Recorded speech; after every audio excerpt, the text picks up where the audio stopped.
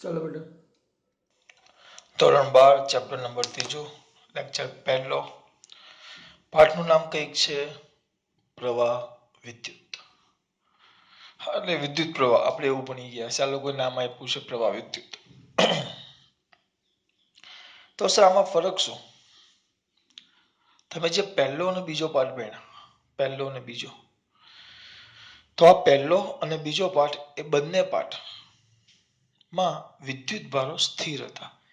એટલે કે વિદ્યુત ભારો ગતિ કરતા ન હતા. ધ્યાન રાખજો, વિદ્યુત ભાર કેવા હતા? સ્થિર. એટલે કે વિદ્યુત ભાર ગતિ કરતા ન હતા. બરાબર. જ્યારે હવે એટલે એને સ્ટેટિક કહેવાય, ઇલેક્ટ્રોસ્ટેટિક, કે જ્યાં વિદ્યુત ભાર સ્થિર હોય અને એની અસર જોતા. સર એની અસર એટલે તો સ્થિર વિદ્યુત ભારમાં અસરમાં આપણે જોતા કે ભાઈ સ્થિર છે, તો પહેલી અસર જોતા આપણે કે સ્થિર વિદ્યુત ભારો હોય તો પહેલી અસર કઈ હતી? સૌથી પહેલા આપણે જોયું કુલંબીય બળ, એટલે વિદ્યુત બળ, વિદ્યુત ક્ષેત્ર. પહેલા પાઠ વિદ્યુત ડાયપોલ, ડાયપોલનું વિદ્યુત ક્ષેત્ર, વિદ્યુત ફ્લક્સ, યાદ આવે છે? આ બધું ભણ્યા આપણે. વિદ્યુત ફ્લક્સ, પછી ક્ષેત્ર તો મેં તમને કીધું. આ બધી વસ્તુ આવે. થોડાક આગળ જાઓ તો બીજા ચેપ્ટરમાં વિદ્યુત સ્થિતિમાન, વિદ્યુત સ્થિતિ ઉર્જા, ડાયપોલનું વિદ્યુત સ્થિતિમાન, ડાયપોલની વિદ્યુત સ્થિતિ ઉર્જા, છેલ્લે કેપેસિટર. એમ બધું ભણ્યા. આ બધામાં વિદ્યુત ભાર સ્થિર હતા, ગતિ ન કરતા હતા. પણ હવે વિદ્યુત ભારને આપણે ગતિ કરાવશું. ત્રીજા પાઠમાં વિદ્યુત ભાર શું કરશે? ગતિ કરશે. કોણ બેટા? વિદ્યુત ભાર. શું કરવાના? ગતિ કરવાના. તો વિદ્યુત ભાર ગતિ કરશે એની એક અસર ઉત્પન્ન થશે. સર પણ આ વિદ્યુત ભારને ગતિ કેમ કરવામાં? કોઈ એક આમ નોર્મલ તમે વિચાર્યું કે એક સિમ્પલ વસ્તુ છે. નોર્મલી તમે કોઈ થિંકિંગ કર્યું કે આ છે ને એક લોખંડનો સળિયો છે, એવું વિચારો. બરાબર. તમે કોઈ પણ આમ લોખંડની પાઇપ એમને જતી હોય, આમ લોખંડની પાઇપ છે, તો આ લોખંડની પાઇપને તમે આમ અડો, આમ પકડીને, તો તમને કરંટ લાગશે? લોખંડની પાઇપ એમને જતી હોય તો ના. ચલો આકૃતિ દોરું. એઝ્યુમ કરો કે આ લોખંડની પાઇપ છે. લોખંડ એટલે ધાતુ થાય. તો એક મેટલની પાઇપ છે. કોની પાઇપ છે બેટા? મેટલની. આ એક મેટલની પાઇપ છે, જોજો. હવે એની અંદર ધ્યાન રાખજો, ઇલેક્ટ્રોન હોય ને, ઇલેક્ટ્રોન, એકદમ દેશી ભાષામાં સમજાવીશ. આ ઇલેક્ટ્રોન અંદર કોઈ પણ ધાતુ હોય, તો કોઈ પણ ધાતુ, તો ધાતુ જ્યારે બને ત્યારે એને ગરમ કરવામાં આવે, એ તમને ખબર છે. આખી વસ્તુ યાદ કરાવું મારા દીકરાઓને બહુ લાંબુ થશે, પણ વાંધો નહીં. ચલો આમ જોવા જાઓ તો વચ્ચે પ્લસ હોય અને એની ફરતે ઇલેક્ટ્રોન હોય. તો આકૃતિ તમને સમજાવી દઉં. ચલો એક કામ કરીએ.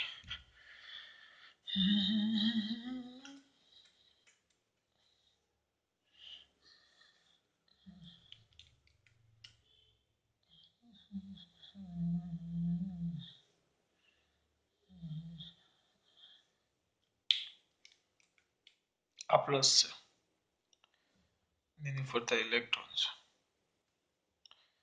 આ પ્લસ, એની ફરતે ઇલેક્ટ્રોન, પ્લસ એની ફરતે ઇલેક્ટ્રોન, પ્લસ એની ફરતે ઇલેક્ટ્રોન, માઇનસ એટલે ઇલેક્ટ્રોન. આ પ્લસ એની ફરતે ઇલેક્ટ્રોન. આમ હોય ધાતુમાં, કારણ કે ધાતુ બધા ઇલેક્ટ્રોન છેલ્લી કક્ષામાં જોઈએ. આ બધા એના ઇલેક્ટ્રોન છે, જોજો. બધા માઇનસ કરવું છે, ઇલેક્ટ્રોન છે. હવે જેવું ધાતુ બને તો ધાતુ એમને ન બને, ધાતુ બનાવીએ છીએ આપણે. તો ધાતુ બનાવવા માટે ધાતુને પહેલા આપણે શું કરવી પડે? ગરમ કરવી પડે. કોને? ધાતુને. તો મારે આ મેટલ છે ને, મેટલને ગરમ કરવું પડે. તો આને હું ગરમ કરું તો શું થાય? આ જે મેટલ છે એને ગરમ કરું. ગરમ કરું તો સ્વાભાવિક વસ્તુ છે, એની જે બાહ્યતમ કક્ષા, છેલ્લી કક્ષાને આપણે બાહ્યતમ કક્ષા કહીએ. બાહ્યતમ કક્ષા કેમિસ્ટ્રીમાં આવી ગઈ. બરાબર. આ છેલ્લી કક્ષામાં રહેલા ઇલેક્ટ્રોન મુક્ત થઈ જાય. એટલે આ જ વસ્તુ હવે આવી બની જાય. જોજો કેવી આવી, આ રીતે. હવે આ ધન વીજભાર રહી, પણ આ જે ઇલેક્ટ્રોન છે ને એના વચ્ચેના અવકાશમાં હવે આ ઇલેક્ટ્રોન કાળા કરી નાખો આમ ગમે તેમ અસ્તવ્યસ્ત ગતિ કરતા હોય. This electron is અસ્તવ્યસ્ત ગતિ કરી.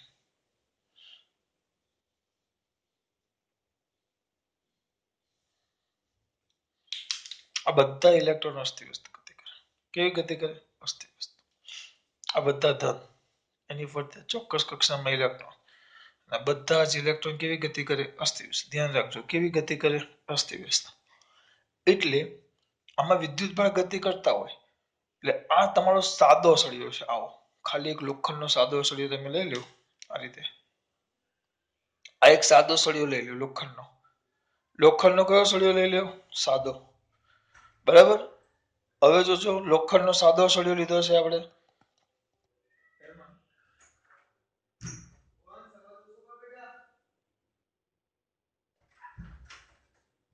લોખંડનો કયો સળિયો લીધો આપણે બેટા?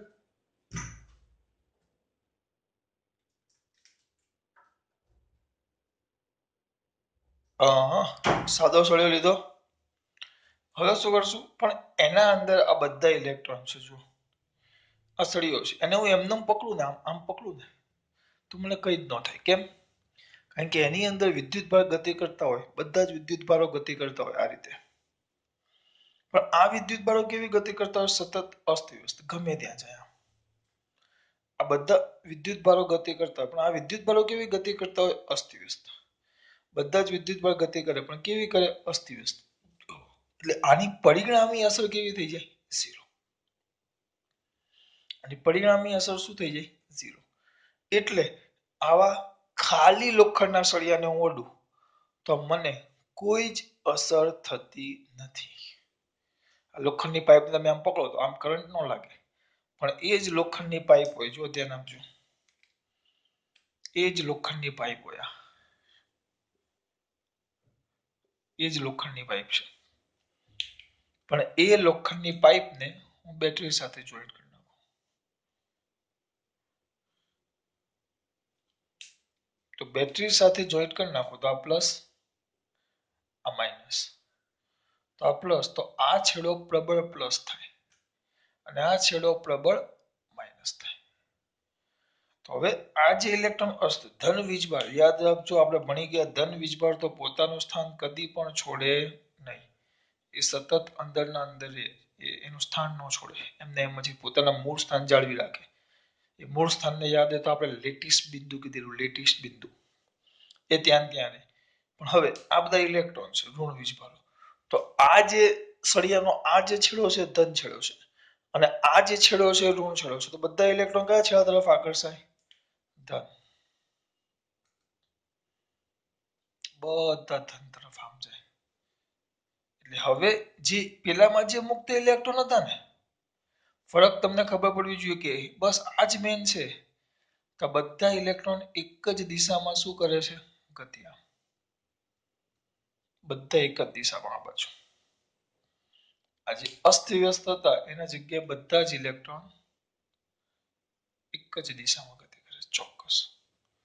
તો બધા જ ઇલેક્ટ્રોન જે એક જ દિશામાં ગતિ કરે છે આ બાજુ તો આ ફરક પડે. તમારો સાદો સળિયો હોય સાદો સળિયો તેમાં ઇલેક્ટ્રોન ગતિ કરતા હોય પણ અસ્તવ્યસ્ત હોય એટલે આની પરિણામી અસર કેવી થાય? 0. પણ એ જ સળિયાને જો બેટરીના બે છેડા સાથે એટલે કે એને કોઈક વોલ્ટેજ આપવામાં આવે તો બધા ઇલેક્ટ્રોન એક દિશામાં ગતિ કરે અને એક દિશામાં ગતિ કરે એટલે વિદ્યુતભાર ચોક્કસ દિશામાં ગતિ કરે વિદ્યુતભારો તો વિદ્યુતભારો તમે ગતિ કરાવો તો નિર્માણ થાય વિદ્યુત પ્રવાહનું. નામ પ્રવાહ વિદ્યુત આપ્યું પણ ત્યારે નિર્માણ થાય વિદ્યુત પ્રવાહ. આ થઈ ગયો વિદ્યુત પ્રવાહ. સર વિદ્યુત પ્રવાહ બેટરી વોલ્ટેજ આપી શકાય? ના. એટલે વોલ્ટેજ લાગુ પાડીને જ રચી શકાય? ના. તાપમાનના તફાવતને કારણે પણ રચી શકાય. સર ખબર ન પડી સર તાપમાનનો તફાવત એટલે આ એક સળિયો છે. જૂની ચોપડીમાં હતો ખાલી તમને યાદ કરાવું છું. હવે અહીંયા સળિયો વાંધો નહીં આ ગરમ કરું છું અહીંયા બહુ દાખલા તરીકે આ તાપમાન અહીંયા ગરમ કરું છું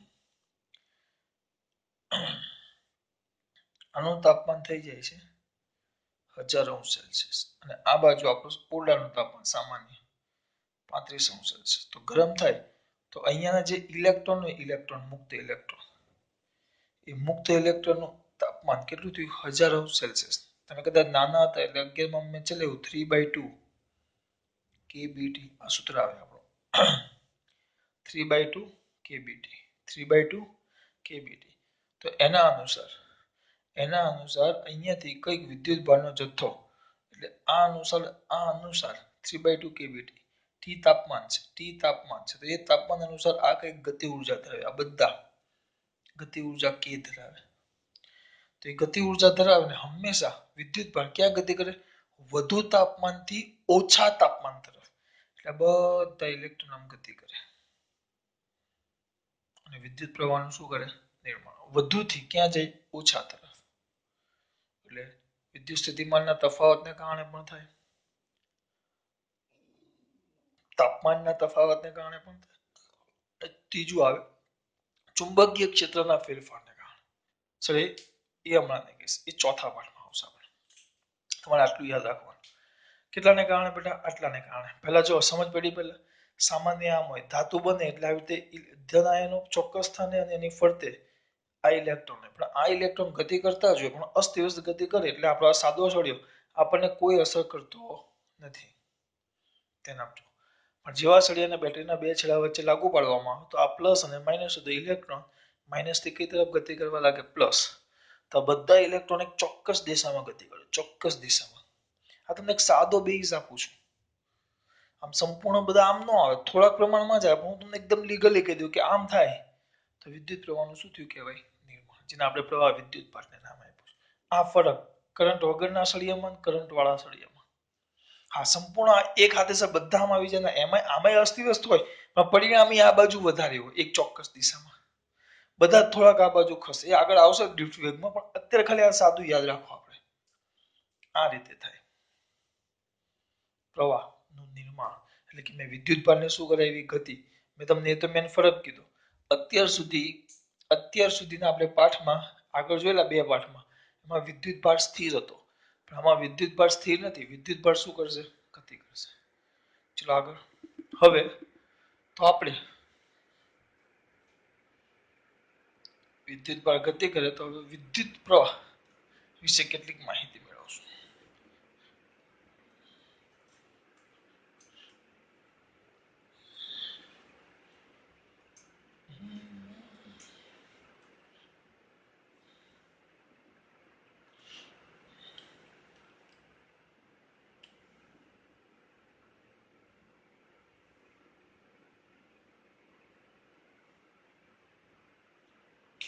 કયો પ્રવાહ બેટા? વિદ્યુત પ્રવાહ.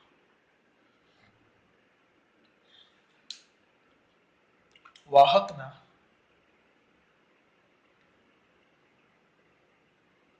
કોના બેટા? વાહકના કોઈ પણ આડછેદમાંથી વાહકના કેવા બેટા? કોઈ પણ, યાદ રાખજો. વાહકના કેવા? કોઈ પણ કયા બેટા? આડછેદમાંથી વાહકના કોઈ પણ આડછેદ. તમને યાદ જ છે, ખબર ન પડે તો આપણે એક સૂત્ર, આનું સૂત્ર લખો. I is equal to Q/T. હું લખતા આ છેદમાં સમય આવે અને ઉપર વિદ્યુત ભાર Q, વિદ્યુત ભારનો જથ્થો. તો વાહકના કોઈ પણ આડછેદમાંથી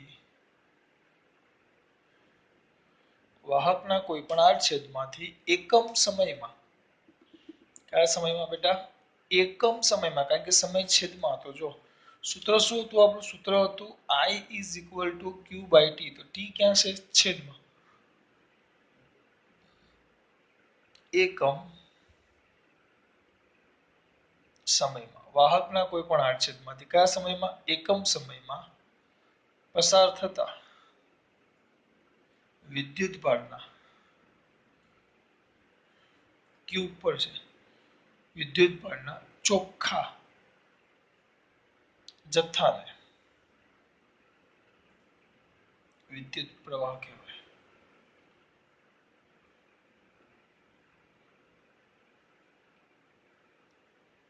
જથ્થાને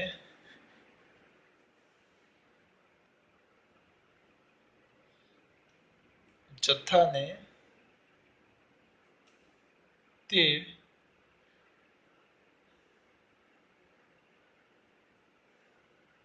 ખરાબ લાગશે. જથ્થાને શું કહેવાશે બેટા? વિદ્યુત પ્રવાહ કહેવાય. કયો પ્રવાહ કહેવાય? વિદ્યુત પ્રવાહ. તો નાના છોકરાને ખબર પડે સર વિદ્યુત પ્રવાહ બરાબર શું કીધું? કોઈ પણ આડછેદમાંથી એકમ સમયમાં પસાર થતો વિદ્યુત ભારનો જથ્થો. એટલે વિદ્યુત ભાર ઉપર આવશે. વિદ્યુત ભારનો જથ્થો ક્યાં આવે? ઉપર. અને એકમ સમયમાં તો સમય ક્યાં આવશે? છેદમાં. વિદ્યુત ભારનો જથ્થો ક્યાં આવશે? ઉપર. અને એકમ સમય તો આપણે એકમ સમયમાં કાપેલું અંતર, તો અંતરના છેદમાં સમય, તેને ઝડપ કહેતા. એકમ સમયમાં કરેલું સ્થાનાંતર, તો સ્થાનાંતરના છેદમાં સમય, તેને આપણે વેગ કહેતા. એમ એકમ સમયમાં પસાર થતો વિદ્યુત ભારનો ચોખ્ખો જથ્થો, તો વિદ્યુત ભારનો જથ્થો છેદમાં સમય, તેને વિદ્યુત શું કહેવાશે બેટા? પ્રવાહ. કયો પ્રવાહ કહેવાશે? વિદ્યુત પ્રવાહ. આગળ તો વિદ્યુત પ્રવાહ બરાબર વિદ્યુત ભારનો જથ્થો છેદમાં તે માટે લાગતો સમય. હવે ધારવાનું છે ટી સમયે પસાર થતો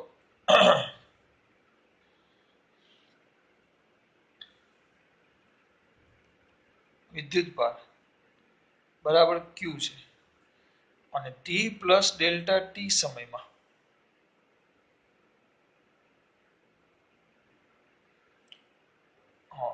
ટી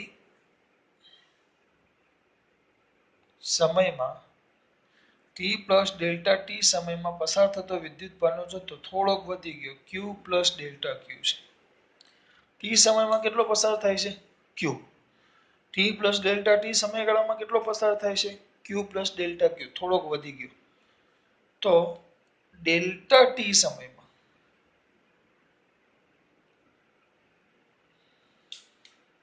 થોડુંક વિધાન અસ્પષ્ટ લાગે છે, અને સ્પષ્ટ કરીએ આપણે.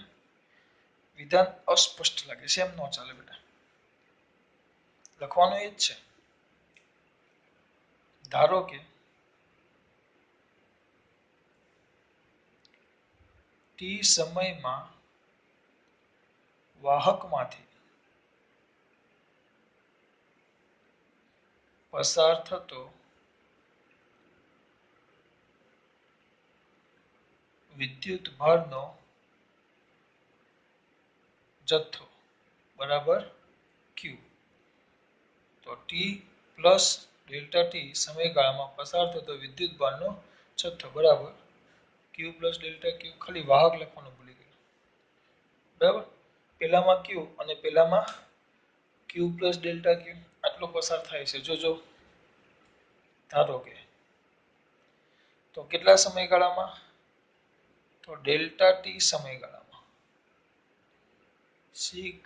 ડેલ્ટા ટી સમયગાળામાં વાહકમાંથી પસાર થતો ચોખ્ખો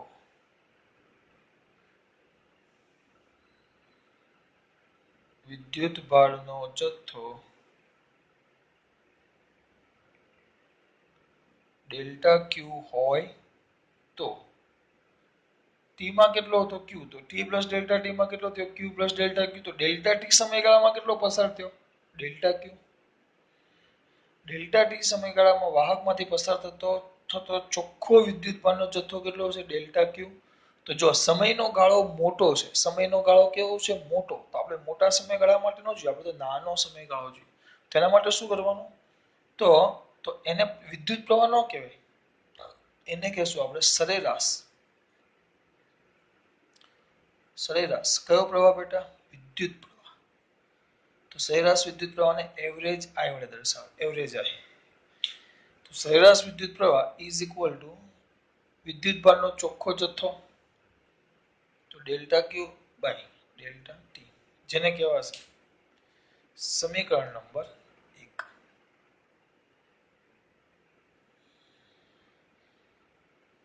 delta Q by delta T.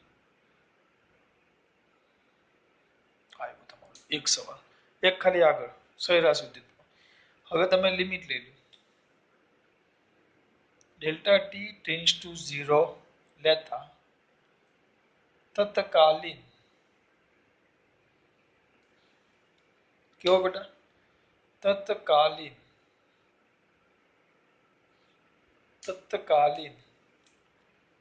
વિદ્યુત પ્રવાહ કે ડેલ્ટા ટી ટેન્ડ્સ ટુ શું લેતા? 0 લેતા તત્કાલીન વિદ્યુત પ્રવાહ કે ખાલી તમે એને પ્રવાહ મળે છે. એટલે શું કરવાનું? જો આ જ વસ્તુ તમે લિમિટ મૂકો તો અહીંયા આઈ થઈ જાય સરેરાશની જગ્યાએ. હા, પણ અહીંયા લિમિટ આવે. લિમિટ શું આવશે? Limit delta T tends to 0 આવી ગયો અને આ થઈ જાય dq by a dq by delta T. આ મોટો ફેરફાર છે. લિમિટ ટેન્ડ્સ ટુ, જો આપણે ભણી ગયા, યાદ કરો મેં તમને ચલાવેલું કે આ જે ડેલ્ટા છે એ ડેલ્ટાને આપણે મોટો ફેરફાર કહીએ, મોટો ફેરફાર. અને આ ડી આવે એને આપણે નાનો ફેરફાર કહીએ. તો I is equal to limit delta t tends to 0 delta q by delta t બરાબર. તો લિમિટ આવી ગયું તો અહીંયા આવશે છેલ્લે dq by dt અને I કહેવાય. I આ તમારું થઈ ગયું સમીકરણ નંબર 2.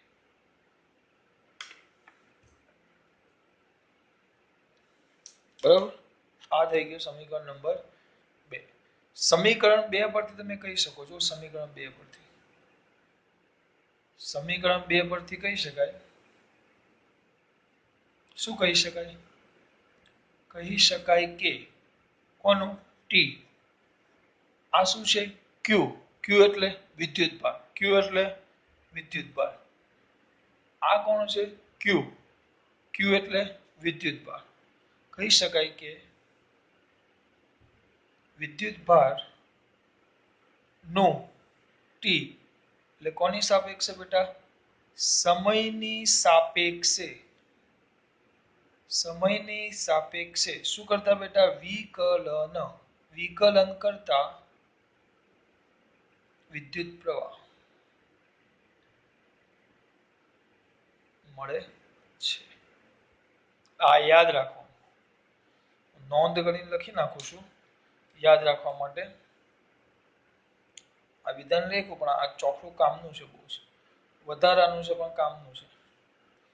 ઘણી વાર દાખલામાં કામ આવશે, એમસીક્યુમાં દાખલા કરતા. શું કહે? ક્યુ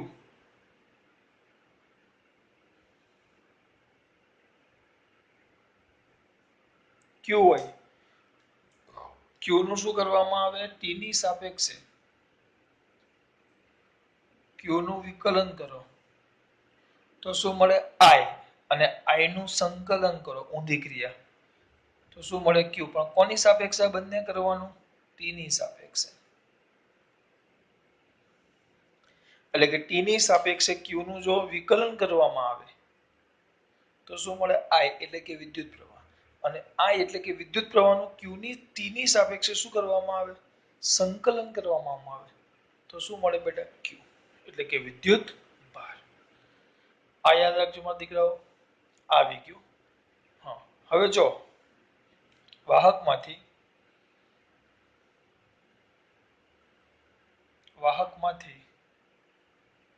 પસાર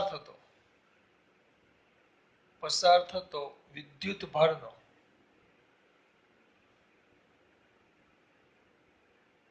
ભારનો જથ્થો કોની સાથે બેટા? સમય સાથે કેવો રહેતો હોય? અચળ. વિદ્યુત ભારનો જથ્થો સમય સાથે અચળ રહેતો હોય.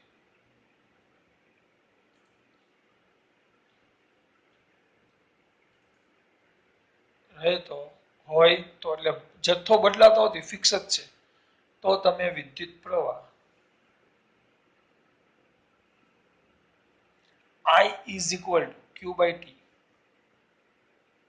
થાય. બધી વસ્તુ એક જ છે ભાઈ, પણ આ શું કહે છે કે આમાં મોટો વિદ્યુતભાર સમયનો ગાળો મોટો અને પસાર થતો ચોખ્ખો વિદ્યુતભારનો જથ્થો. આમાં વિદ્યુતભારનો જથ્થો અચળ નથી, એક સરખો નથી જતો. દાખલા તરીકે પહેલી સેકન્ડે 1000 વિદ્યુતભાર ગયા, બીજી સેકન્ડે 500 ગયા, ત્રીજી સેકન્ડે 3000 ગયા, ચોથી સેકન્ડે 1000 ગયા, એમ અલગ અલગ છે, પણ એનું સરેરાશ લઈ લેવાનું, કુલ સમય અને કુલ જથ્થો એમ. આમાં એવું છે, આમાં સૂક્ષ્મ સમય અને સૂક્ષ્મ સમયમાં પસાર થતો સૂક્ષ્મ જથ્થો જે એક સરખો નથી. પણ આમાં મેં શું કીધું, વાહક તારમાંથી પસાર થતો વિદ્યુતભારનો જથ્થો સમય સાથે કેવો હોય, અચળ. દરેક સેકન્ડે 1000 જાય, દરેક સેકન્ડે 1000 જાય, દરેક સેકન્ડે 1000 જાય, એટલે જથ્થો અચળ હોય તો તમે વિદ્યુત પ્રવાહ I શું લખી શકો, Q/T. લખી નાખ્યું. આના પરથી એનો એકમ બીકમ લખીએ તો આનો એકમ શું આવે, આનો એકમ ઉપર Q છે એટલે એને કહેવાય કુલમ પર સેકન્ડ સમય છે. એટલે સંકેતમાં લખવું હોય તો કુલમ પર સેકન્ડ આમ લખાય, જેને કુલમ પર સેકન્ડ ને ટૂંકમાં એમ્પિયર પણ કહેવાય, એમ્પિયર, જેને આપણે સંકેતમાં A વડે દર્શાવશું, એમ્પિયર, જેને સંકેતમાં કયા વડે દર્શાવાય, E વડે. તો આ લખીને તરત જ મારા દીકરાઓને એમ થાય, સર એક કામ કરો ને, એકમ આવી ગયો તેનું પારિમાણિક સૂત્ર લખી નાખીએ. કયું સૂત્ર લખીએ, પારિમાણિક. શું આવે આનું પારિમાણિક સૂત્ર, કોઈ છોકરાને યાદ છે, આવડે છે, એમાં હું ન આવડે. ચલો ક્યુ છે, ક્યુ નું નોટ લખું, I એનું નોટ લખું, ટી કોઈનું લખવું જ નથી સર, તમારે લખવું તો પડશે ને. ક્યુ નું કુલમ, તો કુલમ એટલે થાય A1T1,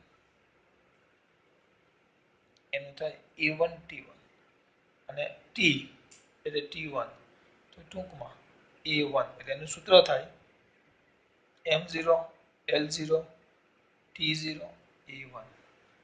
આ છે ને અદિશ રાશિ છે, ધ્યાન રાખજો, અદિશ રાશિ છે, એને કોઈ દિશા નથી, અદિશ રાશિ. અને હા, આ સ્થૂળ રાશિ છે, સ્થૂળ.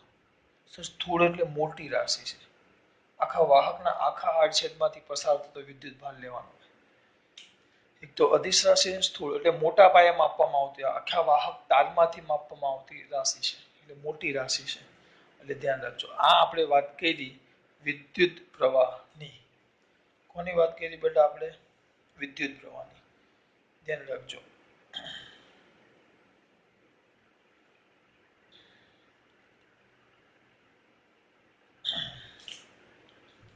આ કોની વાત કરી આપણે, વિદ્યુત પ્રવાહની.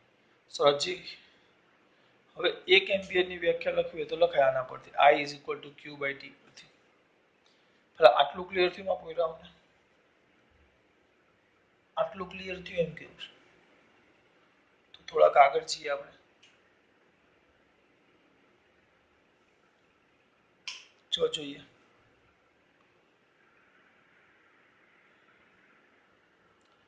હવે છે ને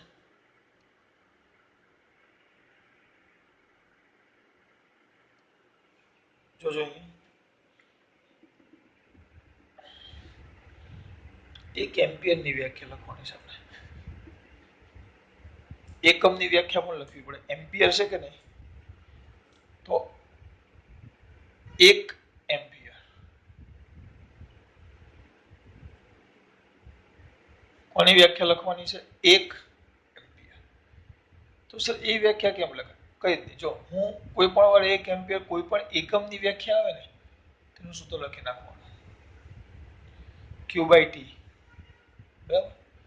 તો એમાં યાદ રાખવાનું, આ નીચેની કિંમત મૂકી દેવાની. તો 1 સેકન્ડ,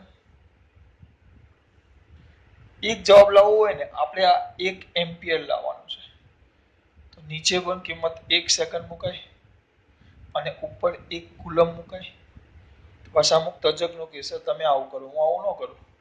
હું તો શું કરું, નીચે શું મૂકું, 2 સેકન્ડ ઉપર મૂકું, 2 કુલમ, તો એ જવાબ 1 આવે. પણ મહેરબાની કરજો એવું નહીં કરવાનું.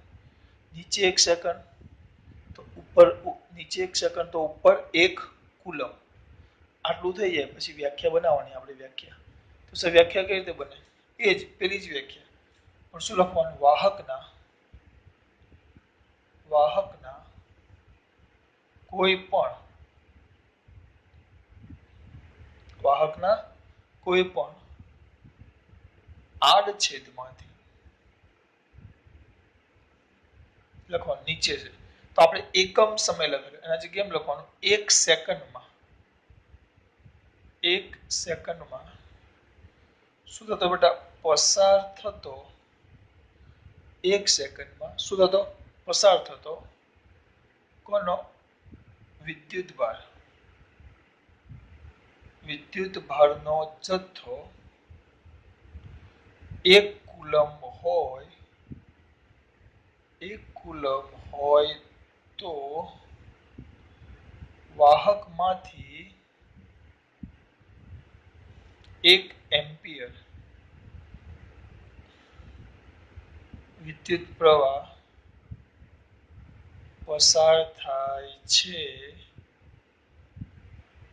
તેમ કહેવાય.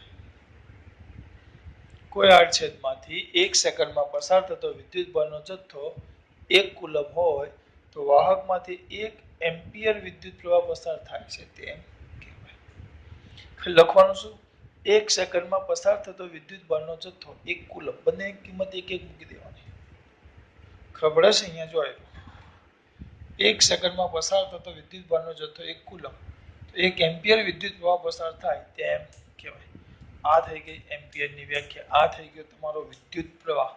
ગમે ત્યારે પૂછે તો આટલું આવડવું જોઈએ. કેમ ઉત્પન્ન થયું એ મેં તમને સમજાવ્યું. કેમ ઉત્પન્ન થયો વિદ્યુત પ્રવાહ મેં તમને આખું વસ્તુ સમજાવ્યું લોજિકલી. અને આટલી વસ્તુ ક્લિયર થઈ ગઈ આપણું જો. બરાબર આ બધી આ વસ્તુ ભૂલતા નહીં બેટા. આ વસ્તુ દેખાય છે અંદર હું બોલું છું ચોક્કસ દેખાય છે બધું જ દેખાય. ચલો આ વસ્તુ ભૂલતા જ નહીં. આ MCQ માં આવે. Q નું સમયની સાપેક્ષે શું કરવામાં આવે વિકલન તો I મળે. I નું સમયની સાપેક્ષે શું કરવામાં આવે સંકલન તો Q મળે. એક જ સેકન્ડ આપો. આ નવી ચોપડી છે ને એટલે જૂની ચોપડી હોય ને તો તમને એક દાખલો તરત હું કરાવી જ દે. નવી ચોપડી દાખલો છે જ નહીં.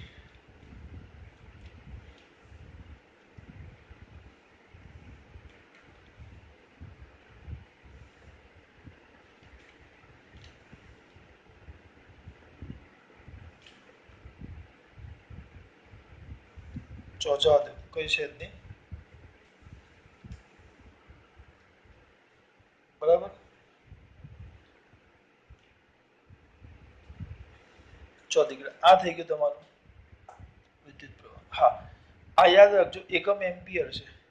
અને બીજા પણ નાના એકમો લ્યો તો મિલી એમ્પિયર માઇક્રો એમ્પિયર આવે. મોટા એકમોની તો આપણે જરૂર નથી પડતી પણ મોટા એકમો પણ જરૂર પડે. દાખલા તરીકે મોટી છે એટલા બધા આપણા ઘરમાં જે વિદ્યુત પ્રવાહ આવે 6 એમ્પિયર નો આવે યાદ હોય તો. કેટલા 6 એમ્પિયર નો સાદો. અને એસી માં ને એમાં વપરાય ને 15 એમ્પિયર આવે મોટા યંત્રોમાં. એસી માં સૌથી વધુ વપરાય 15 એમ્પિયર નો વિદ્યુત પ્રવાહ. જ્યારે બીજા બધા પંખા અને ટીવી 6 એમ્પિયર આવે. એટલે એ સાદો ઘરનો પ્રવાહ છે. પણ વીજળી થાય વીજળી જોઈ હશે. નાની વીજળી થાય વાંધો નહીં. વાદળો નજીક આવે ને વિદ્યુત સ્થિતિમાનનો તફાવત ઉત્પન્ન થાય એને કારણે વિદ્યુત ભાર ગતિ કરે અને એને કારણે વીજળી રચાય. તો જે વીજળી ઉત્પન્ન થાય એ પણ બહુ મોટો પ્રવાહ છે. બહુ મોટો પ્રવાહ. તો એ જે પ્રવાહ રચાણો એ પ્રવાહ હજાર એમ્પિયરના ક્રમનો હોય 10,000 એ તો કેવું વીજળી એવું ફિક્સ નહીં કે આટલો જોઈએ. એ તો કેવું હોય બે વાદળો નજીક આવે એટલે બંને વચ્ચે વિદ્યુત સ્થિતિમાનનો તફાવત ઉત્પન્ન થાય અને એને કારણે ઉપર વિદ્યુત સ્થિતિમાન નીચે જમીનનું અર્થિંગ 0 છે. એને કારણે એ વિદ્યુત ભારો ગતિ કરે. કઈ તરફ ગતિ કરે જમીન તરફ.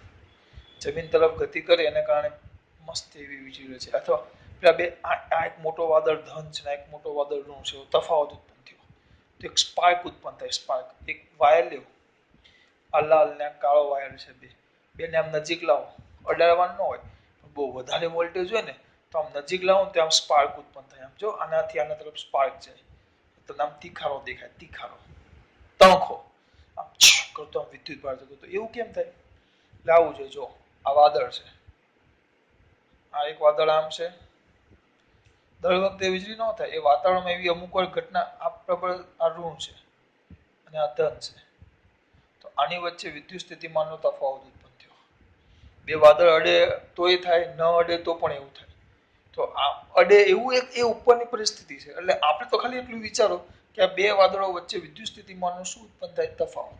અને એ તફાવતને કારણે આ પ્લસ ને માઇનસ, તો ઇલેક્ટ્રોન બધા ગતિ કરીને આ બાજુ જાય. ઇલેક્ટ્રોન ગતિ આમ કરે, ઇલેક્ટ્રોન જે દિશામાં ગતિ કરે એની વિરુદ્ધ દિશામાં પ્રવાહ રચાય, તો પ્રવાહ આ બાજુ જાય, મોટો પ્રવાહ.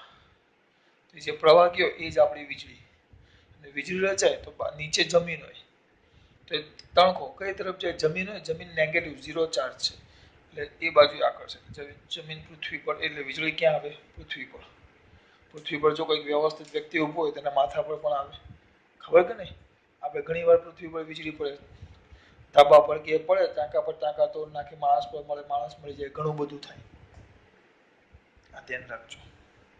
એટલે આપણે એમાં નથી પડવાનું, પણ આ જે હોય ને બહુ મોટા ક્રમની હોય, કારણ કે અહીંયા તફાવત બહુ મોટો હોય. હા, એવું ઘણી જગ્યાએ થાય. દાખલા તરીકે ટ્રેનનો વાયર હોય તો એમાં વિદ્યુત પ્રવાહ બહુ ઊંચો પસાર થાય. કેમ? કારણ કે હાઈ વોલ્ટેજ હોય. એ તો પ્રવાહ કોના પર આધાર રાખે? કેટલો વિદ્યુત સ્થિતિમાનનો તફાવત છે એના પર. અને અવરોધ ઉપર. સર અવરોધ એટલે શું? જે આપણે કેપેસિટર ભણ્યા તેમાં અવરોધ આવે છે. આપણે નેક્સ્ટ યરમાં જોશું. જો ખાસ વાત છે.